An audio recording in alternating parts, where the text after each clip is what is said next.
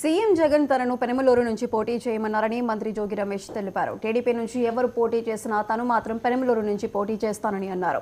Parthasarathi party మారినా అక్కడ ఉన్న వైసీపీ పార్టీ కేడర్ తనకు సపోర్ట్ చేస్తుందన్నారు.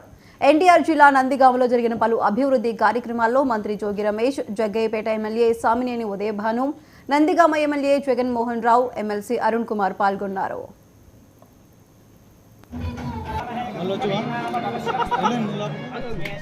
14లో మరలా మా జగనన్న మైలవరం తీసుకొచ్చారు. ఇక్కడ ఓటం చెందాం. మరలా 19 ఎన్నికల్లో మళ్ళీ పెండ పంపించారు. అక్కడ గెలిచాం. మళ్ళీ మా జగనన్న పెనమలూరు పంపించారు. ఇదంతా కూడా ఎన్నికల ప్రక్రియలో భాగంగా మా పార్టీ అధ్యక్షుడు జగన్మోహన్ రెడ్డి గారు తీసుకునే ప్రతి నిర్ణయానికి మేమందరం కూడా పార్టీకి కమిట్మెంట్తో బద్దులై ఉంటాం. కాబట్టి ఆయన ఏది చెప్పినా దానికి మేమందరం కూడా శిరస వహిస్తాం.